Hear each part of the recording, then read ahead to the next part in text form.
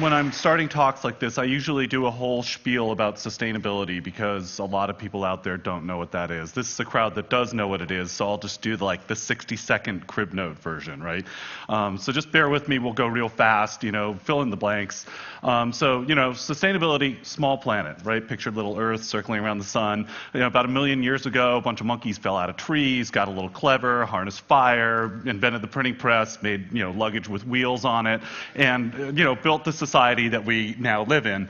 Unfortunately, while this society is without a doubt the most prosperous and dynamic the world has ever created, it's got some major, major flaws. One of them is that every society has an ecological footprint. It has an amount of impact on the planet that's measurable. How much stuff goes through your life? How much waste is left behind you? And we, at the moment, in our society, have a really dramatically unsustainable level of this. We're using up about 5 planets. If everybody on the planet lived the way we did, we'd need between 5, 6, 7, some people even say 10 planets to make it. Clearly, we don't have 10 planets. Again, mental, visual, 10 planets, 1 planet, 10 planets, 1 planet, right? We don't have that. So that's one problem. The second problem is that the planet that we have is being used in wildly unfair ways, right? North Americans, such as myself, we're basically sort of wallowing gluttonous hogs and we're eating all sorts of stuff. And, then you get all the way down to people who live in the Asia-Pacific region or even more Africa, and people simply do not have enough to survive. This is producing all sorts of tensions, all sorts of dynamics that are deeply disturbing, and there's more and more people on the way, right? So this is what the planet's going to look like in 20 years. It's going to be a pretty crowded place, at least 8 billion people. So, make matters even more difficult, it's a very young planet. 1/3 of the people on this planet are kids. And those kids are growing up in a completely different way than their parents did, no matter where they live. They've been exposed to this idea of our society, of our prosperity. And they may not want to live exactly like us. They may not want to be Americans or Brits or Germans or South Africans, but they want their own version of a life which is more prosperous and more dynamic and more, enjoyable. And all of these things combine to create an enormous amount of torque on the planet. And if we cannot figure out a way to deal with that torque, we are going to find ourselves more and more and more quickly facing situations which are simply unthinkable. Everybody in this room has heard the worst case scenarios. I don't need to go into that. I will ask the question, what's the alternative? And I would say that at the moment, the alternative is unimaginable. So on the one hand, we have the unthinkable. On the other hand, we have the unimaginable. We don't know yet how to build a society which is environmentally sustainable, which is shareable with everybody on the planet, which promotes stability and democracy and human rights, and which is achievable in a time frame necessary to make it through the challenges we face. We don't know how to do this yet. So what's world changing? Well, world changing you might think of as being a bit of a news service for the unimaginable future. What we're out there doing is looking for examples of tools, models, and ideas which, if widely adopted, would change the game, right? A lot of times when I do a talk like this, I talk about things that everybody in this room, I'm sure, has already heard of, right? But most people haven't. So I thought today I'd do something a little different and talk about what we're looking for. Rather than saying, rather than giving you tried and true examples, talk about the kinds of things we're scoping out. Give you a little peek into our editorial notebook. And given that I have 13 minutes to do this is going to go kind of quick, so I don't know, just stick with me, right? So, first of all, what are we looking for? Bright green city. One of the biggest levers that we have in the developed world for changing the impact that we have on the planet is changing the way that we live in cities. We're already an urban planet. That's especially true in the developed world. And people who live in cities in the developed world tend to be very prosperous and thus use a lot of stuff. If we can change the dynamic by, first of all, creating cities that are denser and more livable. Here, for example, is Vancouver, which if you haven't been there, you ought to go for a visit. It's a fabulous city. And they are doing density, new density, better than probably anybody else on the planet right now. They're actually managing to talk North Americans out of driving cars, which is a pretty great thing. So you have density, you also have growth management. You leave aside what is natural to be natural. This is in Portland. That is an actual development. That land there will remain pasture in perpetuity. They've bounded the city with a line. Nature, city, nothing changes. Once you do those things, you can start making all sorts of investments. You can start doing things like transit systems that actually work to transport people in effective and reasonably comfortable manners, right? You can also start to change what you build. This is the Beddington Zero Energy Development in London, which is one of the greenest buildings in the world. It's a fabulous place. We're able to now build buildings that generate all their own electricity, that recycle much of their water, that are much more comfortable than standard buildings, use all natural light, etc., and over time, cost less. Green roofs. Bill McDonough covered that last night, so I won't dwell on that too much. But once you also have people living in close proximity to each other, one of the things that you can do is, as information technologies develop, you can start to have smart places. You can start to know where things are. When you know where things are, it becomes easier to share them. When you share them, you end up using less. So one great example is car share clubs, which are really starting to take off in the US, have already taken off in many places in Europe, and are a great example. If you're somebody who drives one day a week, do you really need your own car? Another thing that information technology lets us do is start figuring out how to use less stuff by knowing and by monitoring the amount we're actually using. So here's a power cord which glows brighter the more energy that you use, which I think is a pretty cool concept, although I think it ought to work the other way around, that it gets brighter the more you don't use. But there may even be a simpler approach. We could just relabel things. This light switch that reads on the one hand flash floods and on the other hand off. How we build things can change as well. This is a biomorphic building. It takes its inspiration in form from life. Many of these buildings are incredibly beautiful and also much more effective. This is an example of biomimicry, which is something we're really starting to look out a lot more for. In this case, you have a shell design which was used to create a new kind of exhaust fan, which is greatly more effective. There's a lot of this stuff happening. It's really pretty remarkable. I encourage you to look on World Changing if you're into it. We're starting to cover this more and more. There's also neobiological design, where more and more we are actually using life itself and the processes of life to become part of our industry. So this, for example, is hydrogen-generating algae. So we have a model in potential, an emerging model that we're looking for of how to take the cities most of us live in and turn them into bright green cities. But unfortunately, most of the people on the planet don't live in the cities we live in. They live in the emerging megacities of the developing world. And there's a statistic I often like to use, which is that we're adding a city of Seattle every 4 days, a city the size of Seattle, to the planet every 4 days. I was giving a talk about 2 months ago, and this guy who'd done some work with the UN came up to me and was really flustered, and he said, "Look, you've got that totally wrong. It's totally wrong. It's every 7 days." So we're adding a city the size of Seattle every 7 days, and most of those cities look more like this than the city that you or I live in. Most of those cities are growing incredibly quickly. They don't have existing infrastructure. They have enormous numbers of people who are struggling with poverty and enormous numbers of people who are trying to figure out how to do things in new ways, right? So what do we need in order to make a developing nation megacities into bright green megacities? Well, the first thing we need is leapfrogging. And this is one of the things that we are looking for everywhere.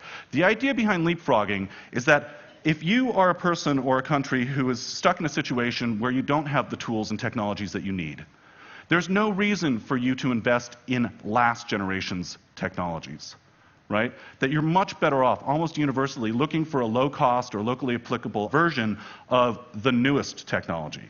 One place we're all familiar with seeing this is with cell phones.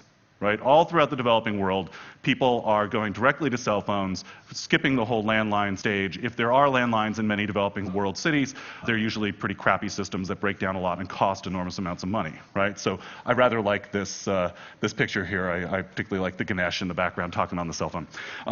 So what we have increasingly is cell phones just permeating out through society. We've heard all about this here this week, so I won't say too much more than that, other than to say what is true for cell phones is true for all sorts of technologies. The second thing is tools for collaboration, be they systems of collaboration or intellectual property systems which encourage collaboration, right? When you have free ability for people to freely work together and innovate, you get different kinds of solutions, and those solutions are accessible in a different way to people who don't have capital, right? So, we have open source software, we have Creative Commons and other kinds of copyleft solutions, right? And those things lead to things like this. This is a telecentro in Sao Paulo. This is a pretty remarkable program using free and open source software, cheap sort of hacked together machines and basically sort of abandoned buildings, has put together a bunch of community centers where people can come in, get high-speed internet access, learn computer programming skills for free. And 250,000 people every year use these now in Sao Paulo. And those 250,000 people are some of the poorest people in Sao Paulo. I particularly like the little Linux penguin in the back. One of the things that that's leading to is a sort of Southern cultural explosion. And one of the things we're really, really interested in at World Changing is the ways in which the South is re-identifying itself and re-categorizing itself in ways that have less and less to do with most of us in this room.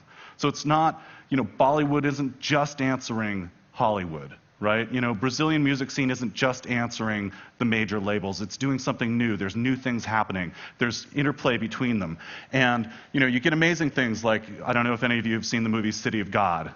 Yeah, it's a fabulous movie if you haven't seen it. And it's all about this question in a very artistic and indirect kind of way. You have other radical examples where the ability to use cultural tools is spreading out. These are people who've just been visited by the Internet Bookmobile in Uganda, and who are waving their first books in the air, which I just think that's a pretty cool picture, So you also have the ability for people to start coming together and acting on their own behalf in political and civic ways, in ways that haven't happened before. And as we heard last night, as we've heard earlier this week, are absolutely fundamentally vital to the ability to craft new solutions. Is we've got to craft new political realities. And I would personally say that we have to craft new political realities not only in places like India, Afghanistan, Kenya, Pakistan, what have you, but here at home as well. Another world is possible is sort of the big motto of the anti-globalization movement, right? We tweak that a lot. We talk about how another world isn't just possible, another world's here. That it's not just that we have to sort of imagine there being a different, vague possibility out there, but we need to start acting a little bit more on that possibility. We need to start doing things like Lula, president of Brazil here. How many people knew of Lula before today? Okay, so, well, much, much better than the average crowd, I can tell you that. So Lula, he's full of problems, full of contradictions, but one of the things that he's doing is he is putting forward an idea of how we engage in international relations that completely shifts the balance from the standard sort of north-south dialogue into a whole new way of global collaboration. I would keep your eye on this fella. Another example of this sort of second superpower thing is the rise of these games that are what we call serious play. We're looking a lot at this. This is spreading everywhere. This is from A Force More Powerful. It's a little screenshot. A Force More Powerful is a video game that while you're playing it, it teaches you how to engage in nonviolent insurrection and regime change. Here's another one. This is from a game called Food Force, which is a game that teaches children how to run a refugee camp. These things are all contributing in a very dynamic way to a huge rise in, especially in the developing world, in people's interest in and passion for democracy. We get so little news about the developing world that we often forget that there are literally millions of people out there struggling to change things to be fairer, freer, more democratic, less corrupt. And we don't hear those stories enough, but it's happening all over the place, and these tools are part of what's making it possible. Now, when you add all those things together, when you add together leapfrogging and new kinds of tools, second superpower stuff, et cetera, what do you get? Well, very quickly, you get a bright green future for the developing world. You get, for example, green power spread throughout the world. This is a building in Hyderabad, India. It's the greenest building in the world. You get grassroots solutions, things that work for people who have no capital or limited access. You get barefoot solar engineers carrying solar panels into the remote mountains. You get access to distance medicine. These are Indian nurses learning how to use PDAs to access databases that have information that they don't have access to at home in a distant manner.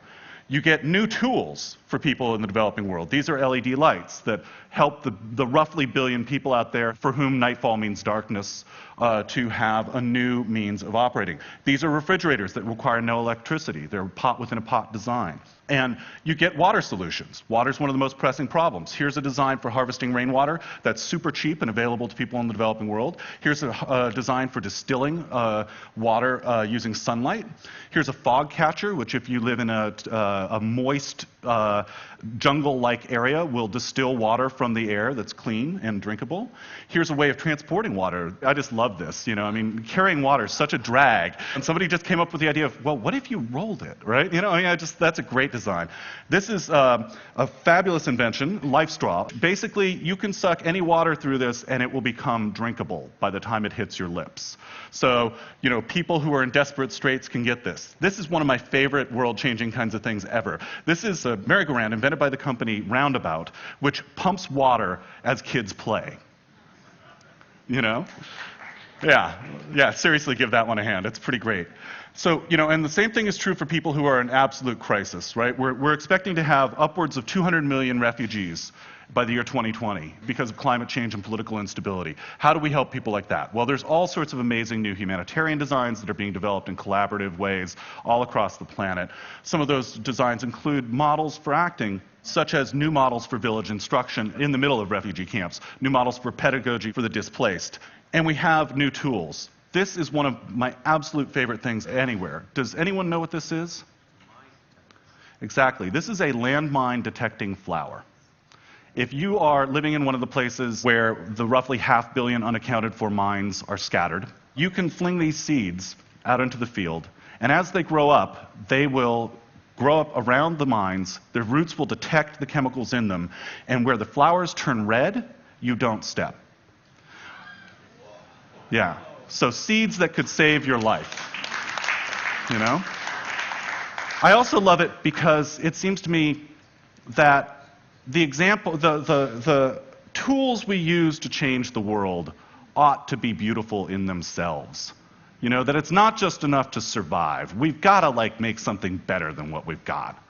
And I think that we will. Just to wrap up, in the immortal words of H.G. Wells, I think that better things are on the way. I think that, in fact, all of the past is but a beginning of a beginning. All that the human mind has accomplished is but the dream before the awakening. I hope that that turns out to be true. The people in this room have given me more confidence than ever that it will. Thank you very much.